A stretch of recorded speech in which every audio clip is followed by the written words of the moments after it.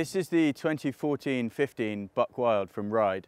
This board was released for the first time a few seasons back, and it's proved massively popular, especially with freestylers and park rats. It's very much designed for freestylers. First up, it's the shape of the board. It's a true twin, so it's exactly the same at the nose and the tail, which makes riding switch very easy. If you take a look at the profile, the board is completely flat, except for a tiny little rise at the nose and the tail. And while it might sound counterintuitive, that actually makes it harder to catch an edge, because rather than your weight being on just 4 contact points, as it would be on a traditional camber board, it's actually spread out along the length of the base. They've also put quite a lot of extra additives into the core. They have what's called a carbon array, which is basically carbon stringers running in a kind of X formation underneath the bindings.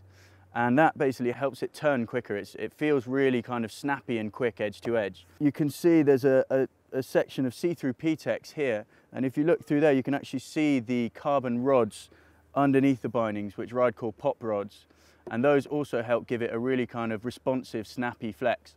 It's also worth mentioning the bindings that I've been riding this with. These are the Ride Rodeo bindings, and actually this is the exact setup that Billy Morgan rides. So these are quite nice kind of mid-soft flexing freestyle bindings. Like the board, they're really designed for park rats, slopestyle riders, I guess, like Billy. I've just taken this out on the hill, and we've had a variety of conditions today. I started first thing this morning when it was quite icy, and then as the sun came out, the snow softened up and it got quite nice and slushy in the afternoon. I have to say, first thing this morning, I found that this board is almost a little bit too sensitive.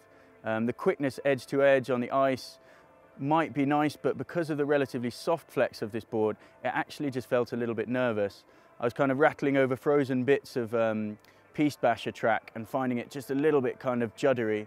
As stuff softened up later in the afternoon and the hits by the side of the piste got slushy, I started having a lot of fun on this. Basically, that's the kind of conditions in which this board really excels.